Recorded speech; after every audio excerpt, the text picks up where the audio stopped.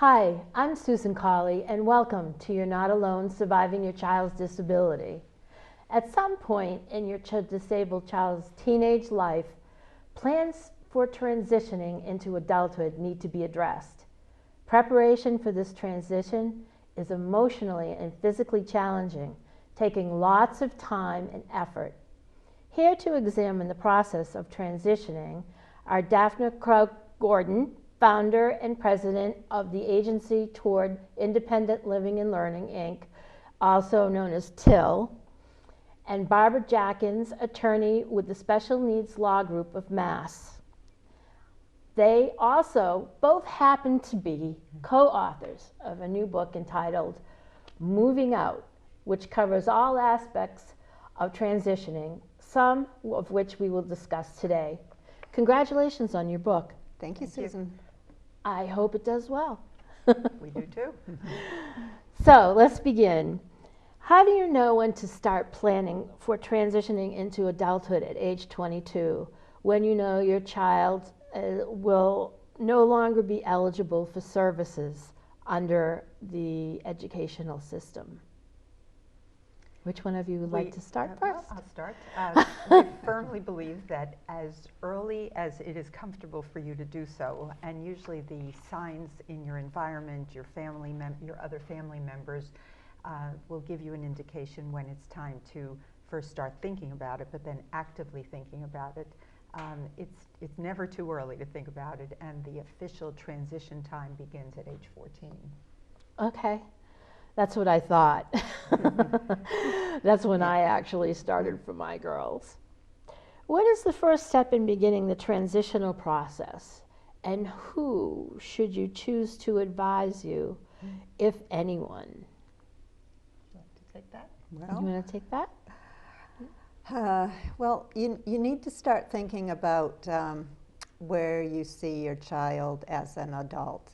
If they're going to be living with you, if they're going to be living independently in a group setting, or maybe with a roommate. So just kind of envision that. And the other is to think about what they're going to be doing all day. Do you see them going on to school, maybe, or maybe in a vocational situation, working with a job coach, or in a day program. So you just kind of need to think about your child, where they are now, and what your vision is for their future. And what do you think? Do you look to somebody for advisement on like when to start and what to first do? In writing the book, I think one of the things we really wanted to emphasize was that you should look within your natural environment, for example, in the school system or in the classes where your child is going, to really pair up with other families who might start thinking along the same lines. We also tried to emphasize that there isn't a right or wrong long-term decision. There's only a decision that you want to actively be thinking about. I think, as Barbara said, so much of it comes from understanding what the options are, and that really means shopping around, for lack of a better word. And we find that often that comes from getting to know the state officials educationally and understanding what is going on where you're living, so that you can visit, you can start getting a sense of where do you see some possible options. So meeting with the agencies perhaps that are doing adult services is a very good first step, even if your child is still in the teenage years. You mentioned that is there a value in kind of comradeship sort of with other adults who are going through the same thing? I mean, do you highly recommend that? From an administrator and planning and agency point of view, I absolutely recommend it. I think it's one of the key things. You, for one thing, don't feel that you're alone. And for the other is you really bounce ideas, things that you didn't even know were possible. One parent, one family member will bring it to your attention, and then you can take off in that direction. I think Barbara's experience has been similar. Sure, I'd add that too. As a parent, I've gotten some of my best information and ideas from other parents. So you always need to be just constantly networking with people. Even though it might not be natural to you, I think parents will find that it's I think that's extremely great. helpful. Yeah.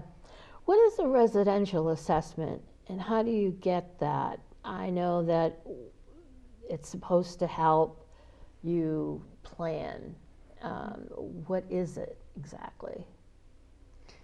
Well, I think it's extremely important, and I'm going to have Daphne does residential assessments at her agency, but in my experience, I've been a lawyer for, well, over 30 years, and most of my clients are parents of children with disabilities, and I've heard a lot of stories and talked to a lot of people who whose children are in situations that are just not quite right for them, and maybe they entered into it without a lot of planning and forethought. So, you know, their child might want to move out, so they help them get an apartment, but they're home all the time because they're just not equipped to live alone. So Right. I think if you can know about the options and really go through a formal assessment, you might come out better in the end. So Daphne can tell you what she does at Till. Yeah. There are two key words to assessments that I find, and one is that you want to make sure it's a functional assessment. There are many standardized tests that your child will go through in the school system, and also as an adult, that tells you what their intellectual quotient might be. Or Do you have to ask for one? Yes, you do have to ask for one. In Massachusetts, when you're in the transition years, then you will be getting prepared by the state agency, typically the Department of Developmental Services, to do what is an assessment that determines whether you are eligible for their services. That's really the first step. It gives you an indication of ability level. I think going to an agency that perhaps, or a psychologist, it could be a psychologist who was teamed up with other specialists as well, but really somebody who can give you an idea that what it is functionally, what some of the possibilities are. Because as a parent and as a family, you know your child very differently than how he or she could function outside of your home. So at Till, we really do a residential assessment that includes the principal caregiver, if that happens to be a mother and father, other siblings, because the assessment and the long-term decision usually involves so many stakeholders. It could be in-laws, it could be grandparents who are all part of it, in addition to the individual to find out. What does the assessment ask? I mean, I'm just curious. Activities of daily living, personal choices. It asks a lot of personality type questions that will eventually get you to the point, might the person do better living with other people or perhaps living in a very small setting, living alone? What do they dream about, and how much in tune is that with the reality of what they can do? It also assesses what do you need to do for preparation to get to the person to the next point of transition, because they may not know how to deal with their banking needs, but that's something very concrete that you can work on. How do you determine what state agency is responsible for providing services once they turn 22? Well, as part of the transition process in Massachusetts, when your child is turning 18, your school department is supposed to go over the options, which are typically Department of Developmental Services for people with intellectual disability, which we used to call mental retardation, Department of Mental Health for those with mental illness, or Mass Rehab Commission, which is more vocational agency. And then they identify a lead agency. And then that agency, and of course you get to weigh in on that, but the agency that's identified at 18 is generally the one that will take the lead and help you find services for your child and help you with that whole transitioning out of school and into the adult world. Okay. Now the big question. What are some of the residential options that a family has to place their child? Well, I'll start by answering this is barring who will pay for it or doesn't pay for it, but really to give you a description of what the types of residential Right. services are. Has over the past 30 years since really the model developed, what's typically called a group home setting. And we defined in our book that a group structured setting usually involves 3, 4, 5, perhaps as many as 6, but that's rare in Massachusetts. It would be limited to 5 individuals living together, and it has a very set staffing schedule that you know just when people are coming in. Typically in a group setting, there is probably going to be 24-hour support.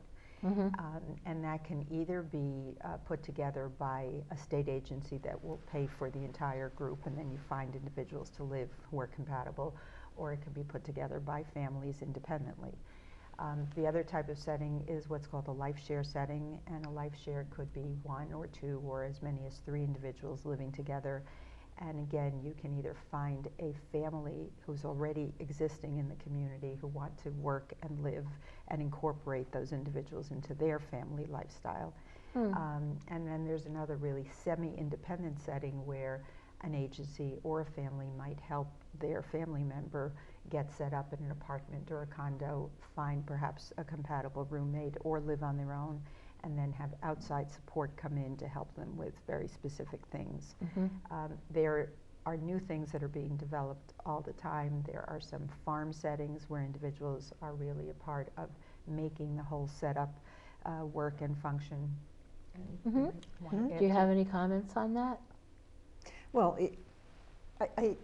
I think it's mainly determined, well, part of it is preference, of course, from the person, but it's mainly determined by how much help they need. How do you come to a decision as to what you really, I mean, there are so many options that how do you really grasp onto the right decision or what you feel is the right decision?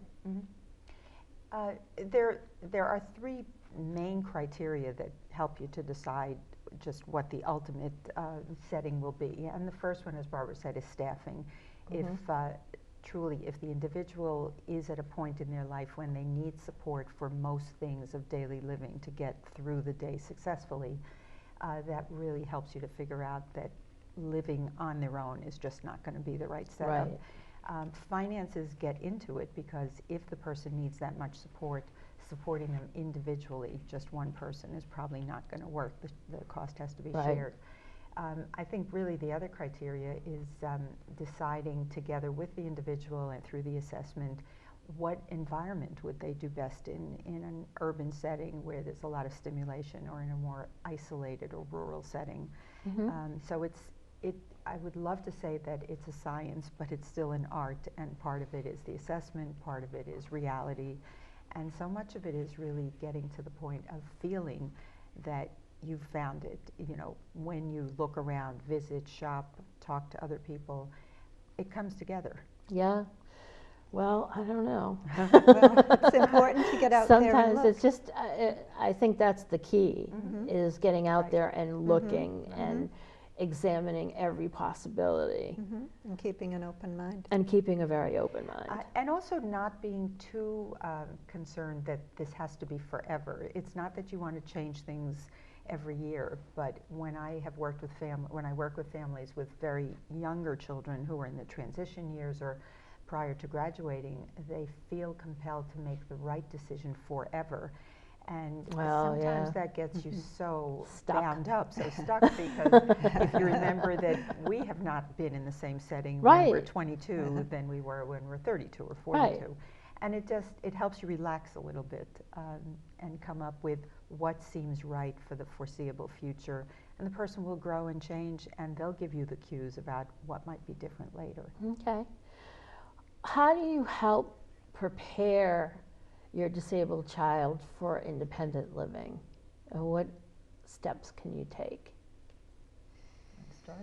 Well, if they want to move out, that makes it easier. Yeah, that's true. But I mean, what happens if they can't move out, or they're not capable of, living independently? It's definitely a mutual decision. We address in the book, and also one of the programs that Till runs called Springboard, which is a social club that gets people together without having to put them in a position that they may have to leave the comfort of their family home. The two-way decision is sometimes the individual is not ready and is saying, I like it here, I like the support, I like the love and the nurturing that I get. Sometimes families, the hardest thing is, as the book says, letting go. So somehow, if you can start with the more, the less controversial things, the socializing, the looking around to see where is it that there might be groups or activities, whether it's bowling or skiing or just getting together. So getting the person used to the idea that life might be a lot of fun outside of the family home. Right. Then the assessment does help you to come up with some concrete things. It could be cooking, for example, not that you have to know how to cook independently when you're on your own, but just getting people started with participating in the daily routines long before they're ready to move. Right. The personal care skills, the laundry, really starting to see them as an adult. Right. And sometimes the two don't come together, and you might have to get to the point of saying, now's the time we're going to do it. Yep. Now, can you wait? What happens if your child, say for instance, is not in a residential situation? Before they turn 22, they're living at home. How difficult and is it to get them into like a residential placement? Well, Very difficult. yeah, it depends on their level of need, I think, number one. If you have, like my son Jack I have a 29-year-old with a developmental disability, and Jack needs 24/7 care, and so he's in a group home. And how we got him into a group home was that he started in a residential school when he was 17, so then he moved into the adult residential system when he was 22. And that's one way, but I recognize that there are thousands of young adults that's not an option for. But if your child is like my Jack and needs 24/7 care, then the only agency that is going to fund that is the Department of Developmental Services. It would be Daphne, you can tell me if I'm wrong, but I think that's probably $60,000 to $70,000 a year just for the residents, because you're paying for the staff, because you're paying for that staffing level. So, so to get your child into a 24/7 residence funded by DDS, first of all, they have to, acknowledge that your child does need that level of need, and you also have to be a priority one, meaning that the parent is elderly or disabled, or there is something going on in the home that makes them more of a priority than someone else. So that's really difficult. But then if your child needs less support, then more options open up, because you're not relying on the state to provide all of the funding. So Daphne runs some of those programs, so you can tell us about those. It's unfortunately very difficult to get in. Is it? It's sometimes difficult to get funded even if you are transitioning from a residential setting prior to 22.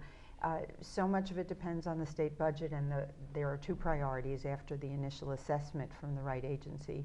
You get priority one, and priority one does not automatically get a placement upon graduation, but it is constantly being sought for. So if you're a priority one, it might take a year or so, but everyone within the agency knows that person's a priority one. And priority one is based on need, and it's also based on the family's, not financial, but their physical situation. If there might be an inability to care because of medical needs or difficulty. So I can't emphasize enough that advocating for yourself, making yourself very well known to the funding agency. And it seems like that's the case for everything, no matter what. And it isn't the disabled world, yes. Well, it's actually the same for everything in this world. Yeah, that's true. So don't worry about being persistent, tenacious, and just making yourself known to the right area, the local group that's responsible. you can get funded even if you're a priority two, and then the Yeah. decision is, do you take what's available I or do see. you create something that's new? And then what about a level 3? Is that the There is no lowest? level 3. There is either one or two. Right, which makes it easy. It's yes or no. Yes or no? I have a question. When should parents consider guardianship? I mean, that's a big issue as far as the transition into 22. I mean, some of these disabled kids just don't have the right mindset to make medical decisions and things of that nature. So, what do you do about that? Well, when your child's 18, that's when you, or before they're 18, you need to think about and plan for it, because here in Massachusetts, when your child is 18, they're presumed to be an adult.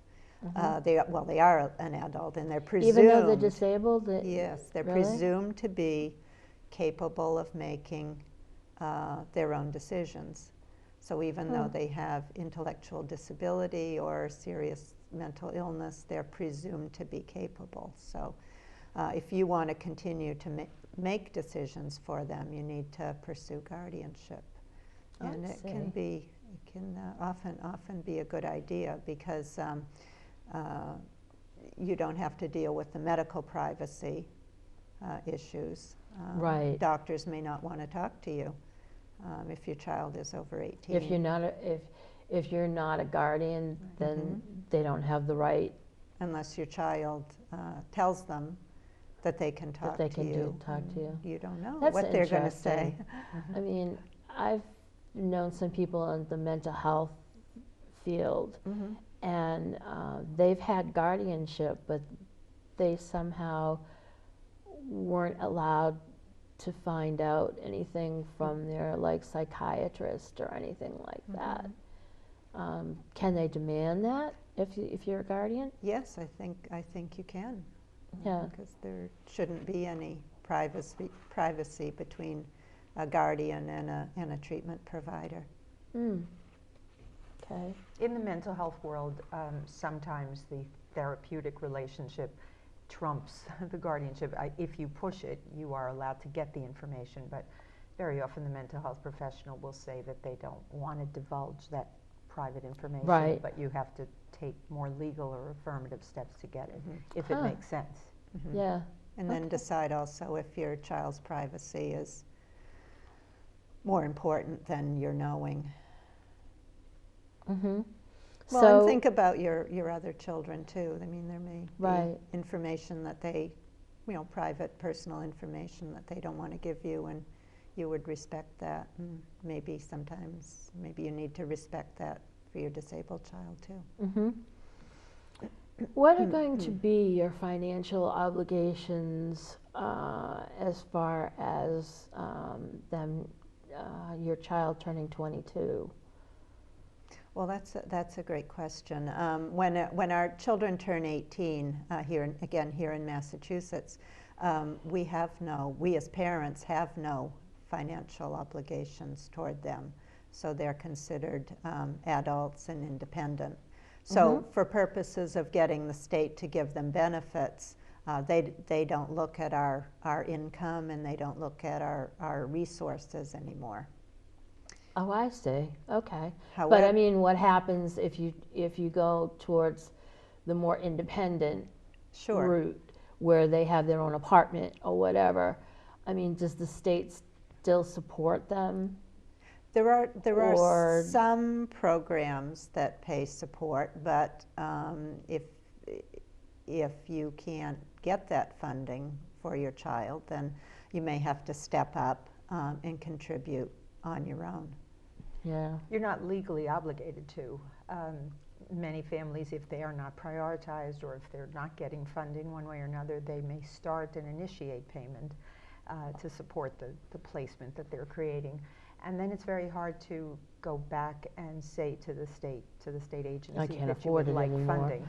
It has happened over and over again. And families feel they were penalized for taking the initiative and saving the state money. That in fact was one of the lawsuits back in 1990.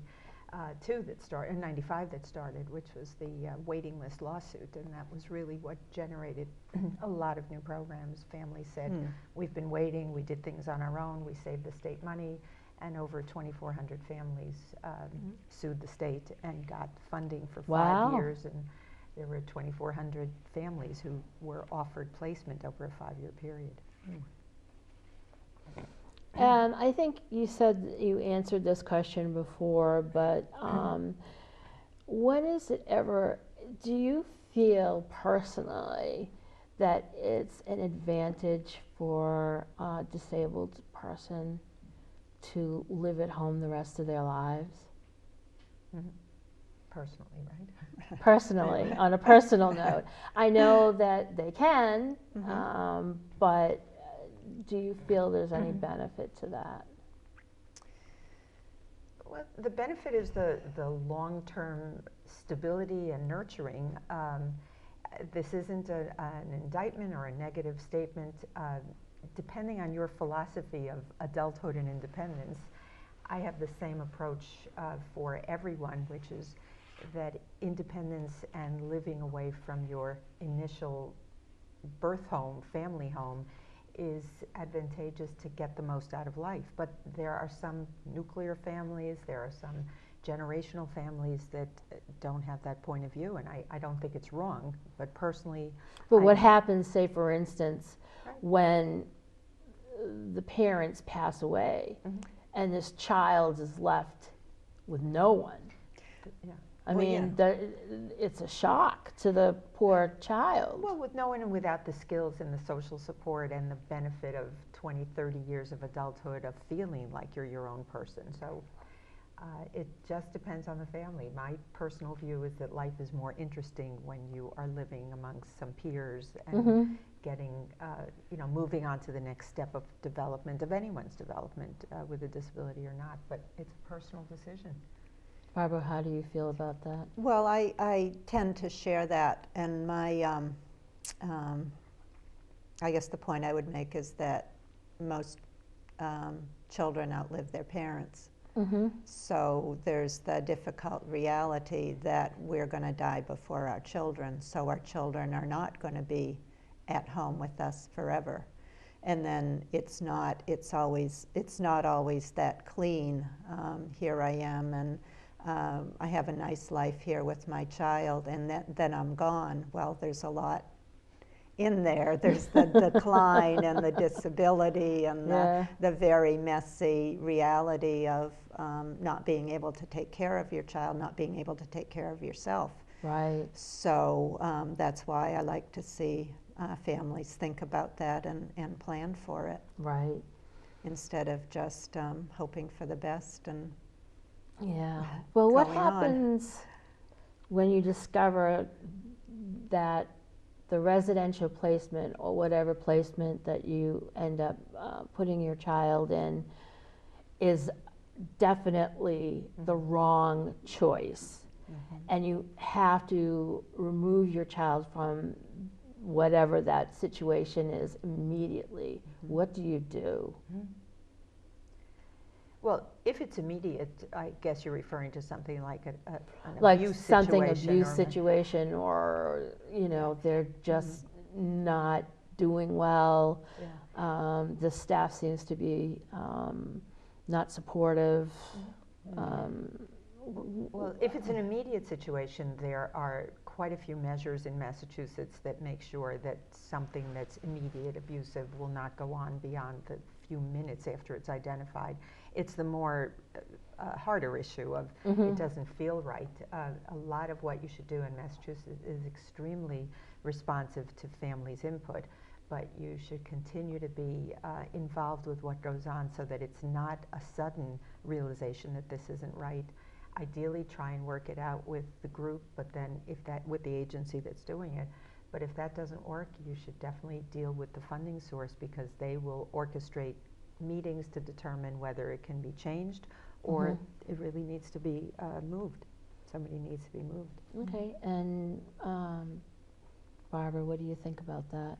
Oh, I agree. I don't think the state funding agency wants to or should be paying for a placement that's not working for the person. So I think it's Well, I thank you both for coming today and being guests on our show. Don't forget, if you have further questions, you can contact me on Facebook .com YNADIS, or email me at susancolleyyna@gmail.com. Thank you for joining us. See you next time on You're Not Alone, Surviving Your Child's Disability.